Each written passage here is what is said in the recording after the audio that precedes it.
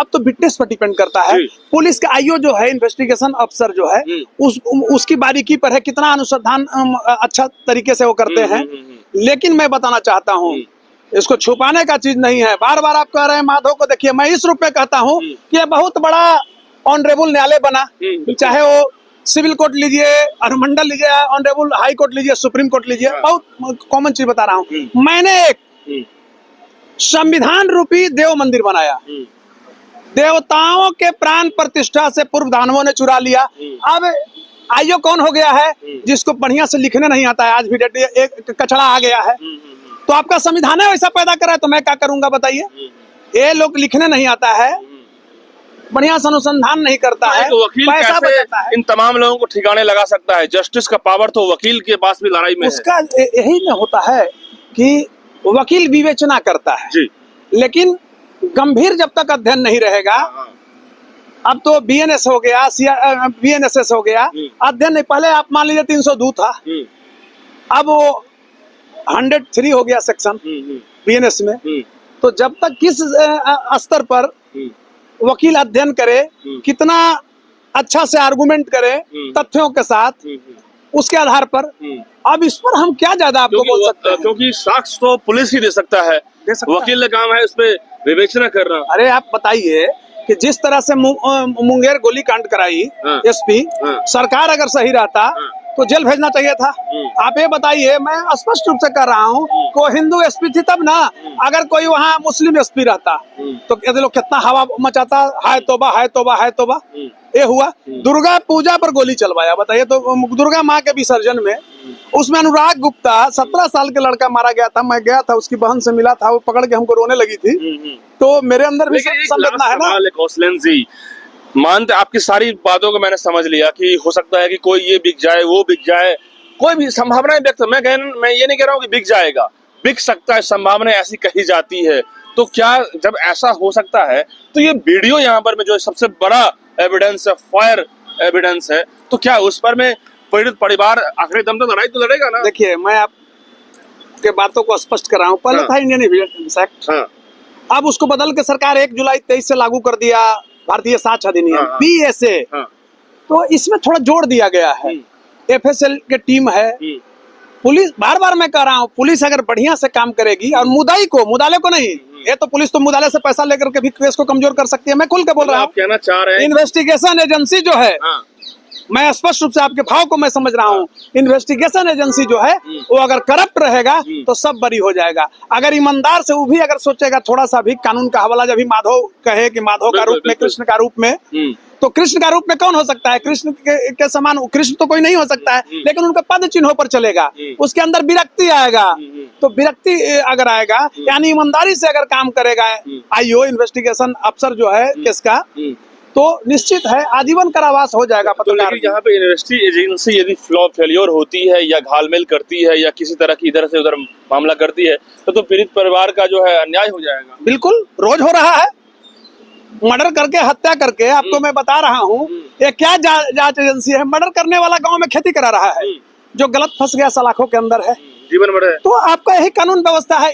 गलती क्या होता है ना कि पुलिस यहाँ करप्ट है। देखिए, बिहार में जरूरत क्या है, 5 गो 10 गो ये जो एसपी है, अब बताइए जहानाबाद का एसपी ऑनरेबल हाई कोर्ट को ब्लैकमेल कर रहा था, वो अग्रवाल के साथ मिलकर पोस्टिंग के लिए। क्या हुआ? 3 दिन जेल में रहा, बेल हो गया। तो कहीं कुछ नहीं है। कौन किया? पुलिस ने उस चीज को, फिर इसलिए कि आईओ तो वही है, तो सब केस खा गया। तो कहने का अर्थ हुआ कि ये लोग 6 महीना साल भर रहेगा। जांच का आदेश हाई कोर्ट या केस जब ऊपर बढ़ेगा, तो जब सवाल उठेगा इन्वेस्टिगेशन टीम पर, तो हाई कोर्ट का भी आदेश हो सकता है कि स्पेशल टीम होनी चाहिए इस पर में, या और उच्च स्तरीय जांच होनी चाहिए। इस तरह की भी विवेचना हो सकती है। वकील चाहेगा तो इस पर में हाई कोर्ट से केस आएगा तो। जी बिल्कुल। देखिए, मैं एक चीज और बता रहा हूँ, 3 लोगों की हत्या स्पॉट में हुई, इंजर्ड है बहुत बुरी। एक का प्राइवेट पार्ट खत्म हो गया पूरी तरीके से। आप सुना, गोली तो लगा 6 का, 3 तो स्पॉट पर मर गए। 3 जब मरे, अगर वही बता रहे हैं, अगर 4 की हत्या रहती तो उसमें क्या था कि वो नरसंहार कहा जाता है। लेकिन ये जातीय संघर्ष नहीं है जो नरसंहार का कंसेप्ट है। एक अपराधी वर्चस्व की, आपसी वर्चस्व का ही है। बालू और दारू का लड़ाई है, तो बालू दारू की लड़ाई में 3 मारे गए हैं, तो नरसंहार में ऐसे भी नहीं आएगा।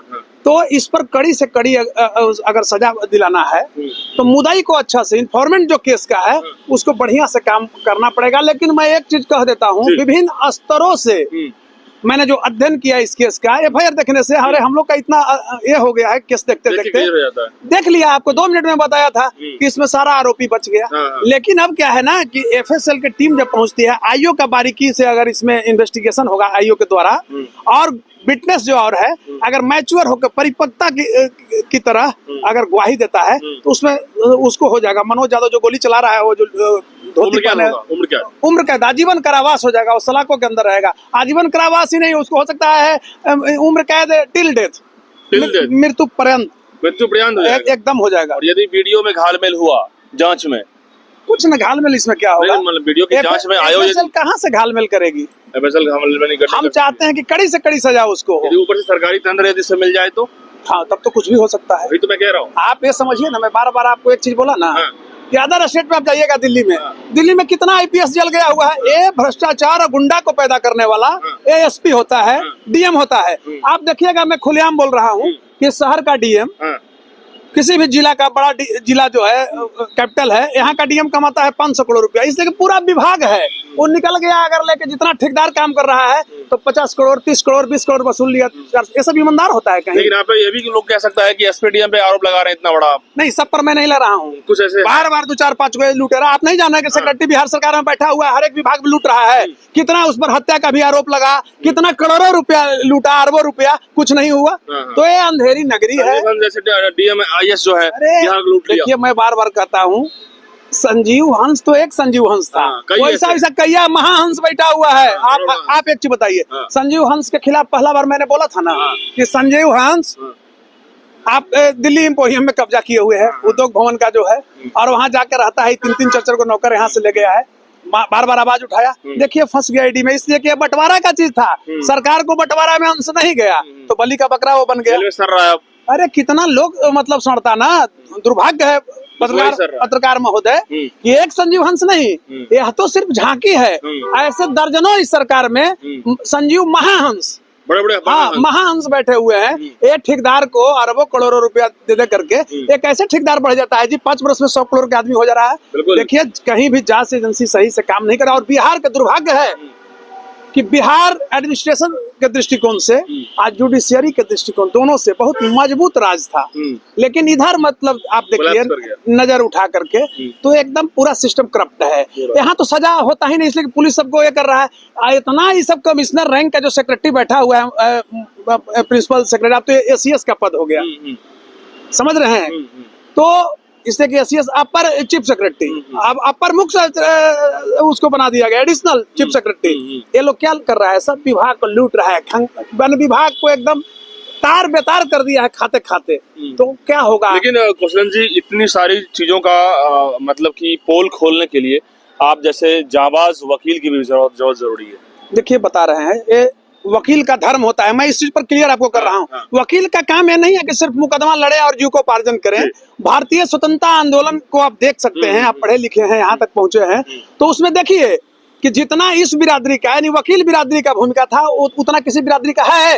आप देखिए मोतीलाल नेहरू, जवाहरलाल नेहरू, लोकमान्य बाल गंगाधर तिलक, जितने बड़े बड़े पॉलिटिकल अंतर में भी आप देखिए, अरुण जेटली, सुषमा स्वराज, बिहार से ही आप लीजिए तो रविशंकर प्रसाद, इसके पहले आप बिहार के परिदृश्य में देखिए, दशरथ डॉक्टर राजेंद्र प्रसाद, बिहार के श्री डॉक्टर श्री कृष्ण सिंह, ये सब इतने बड़े वकील या पत्रकार या जो भी लोग इस लोकतंत्र में यदि डर जाएंगे तो ये डेमोक्रेसी खत्म हो जाएगी। कभी नहीं, समाज सुधार के लिए लड़ना चाहिए और भय नहीं होना चाहिए। हाँ, मैं एक चीज बता रहा हूँ आपको, मुंह से कोमल होना जरूर चाहिए, लेकिन एक पत्रकार को, एक वकील को हृदय से कठोर होना चाहिए और वह किसी के आंख से नहीं डरना चाहिए। क्योंकि ऐसे भी सुने होंगे कि God may love those who die young, who die in social work.